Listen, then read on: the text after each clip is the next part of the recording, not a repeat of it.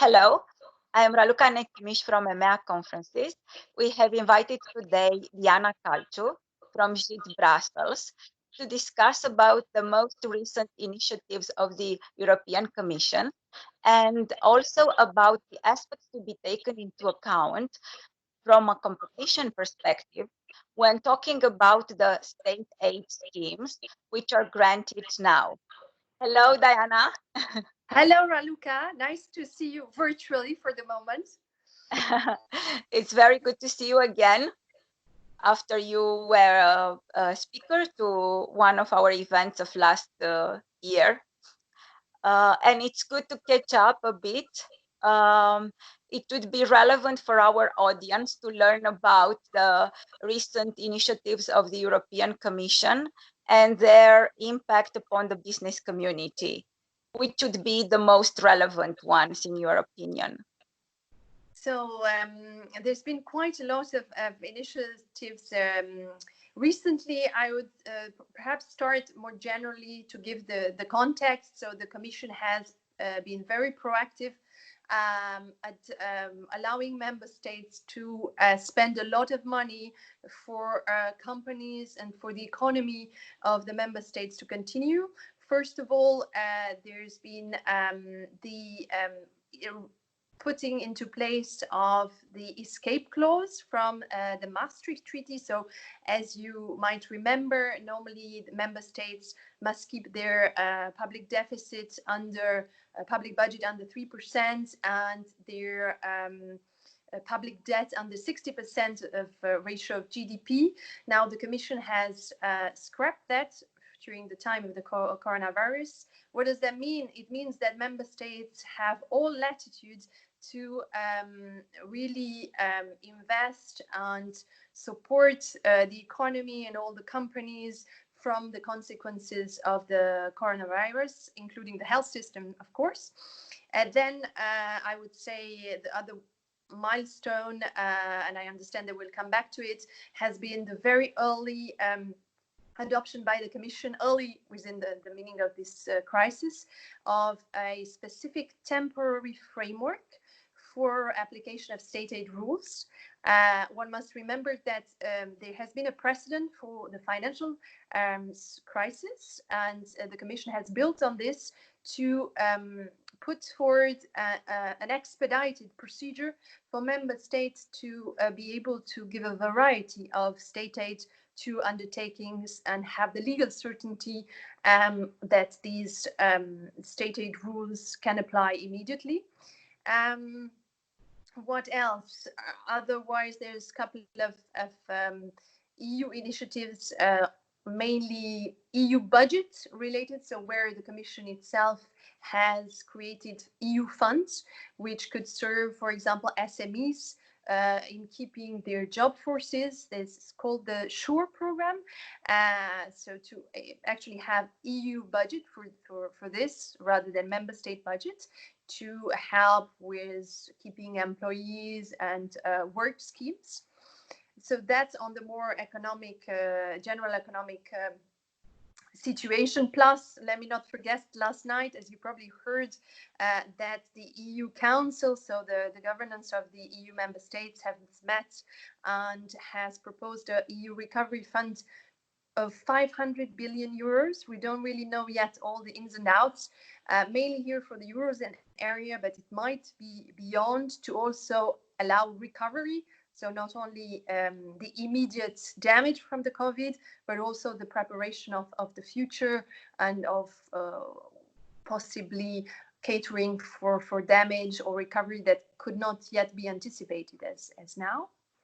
And in terms of maybe two other things worth noting is the Commission also has tried to give some guidance for those companies from the air sector, tourism sector, which are badly affected, of course, by the crisis in terms of cancellation of travel products. I mean, I think most of us, if not all of us, have had to think, what do we do with that travel package that we had fortunately hoped that we could go on to, or hotel that has been cancelled, or a simple flight.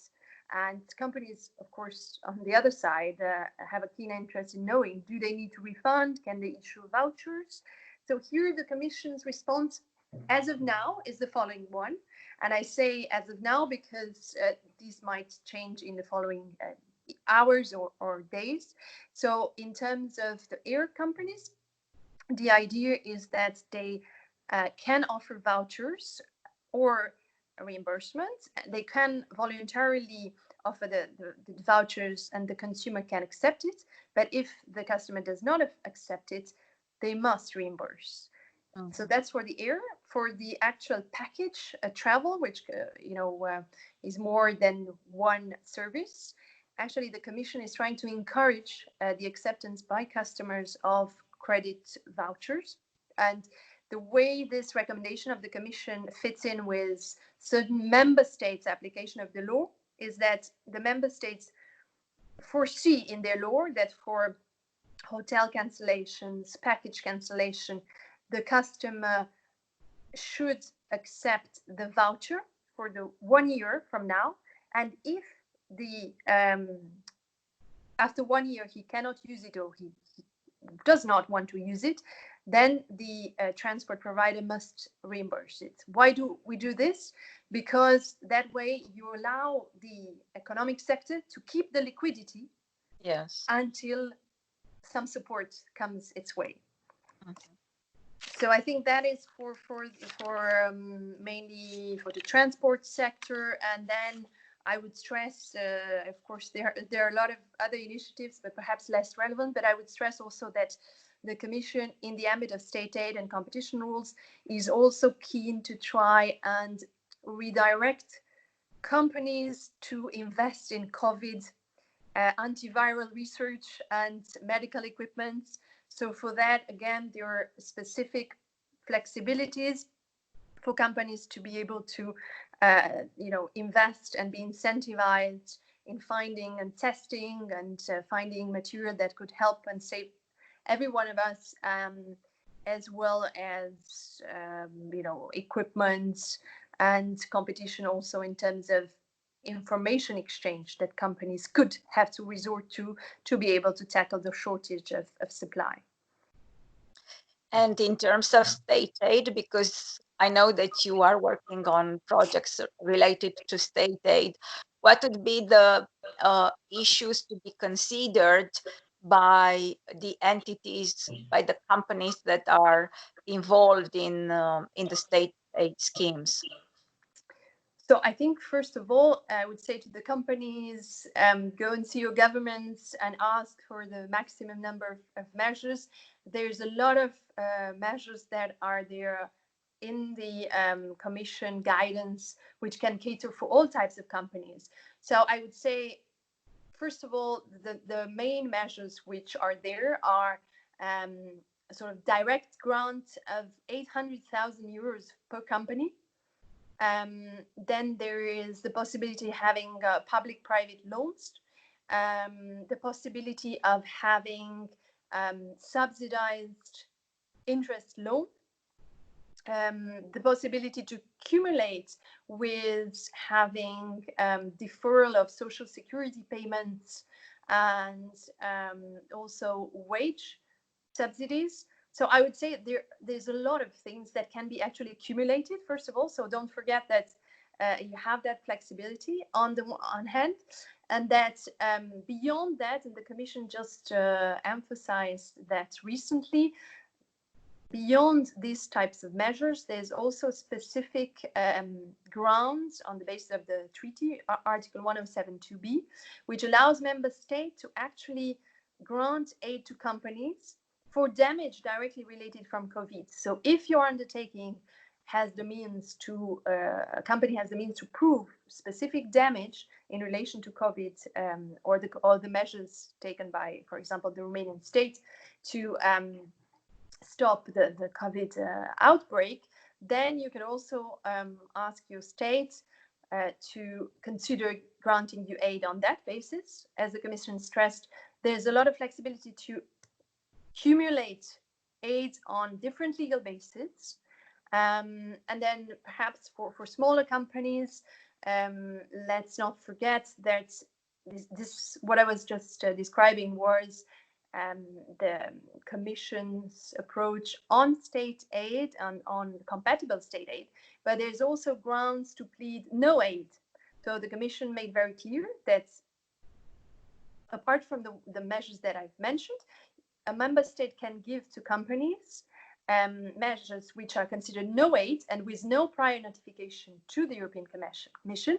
And these are, for example, aids under the de minimis rule, which means 200,000 euros per undertaking that they're allowed to have within 3 years. Of course, the precondition here is that the company has not yet benefited from such aid in the last years from Romania or member states. And then, of course, the Commission reminds that measures taken by governments which apply all across the industries do not qualify as aid, since they are not selective and really benefit to the general economic world.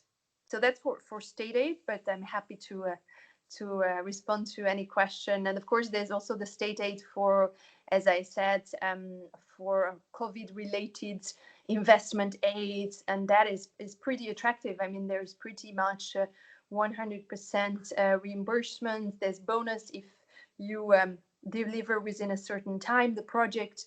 So companies which are innovative enough and which are there to, switch the chain of production can really benefit from that. Thank you very much. It was really useful, and we hope to see you again soon. Have a great day and keep in touch. Thank you, Raluca, for giving me this opportunity, and good luck to everyone, your audience included, and stay safe. Bye. Bye.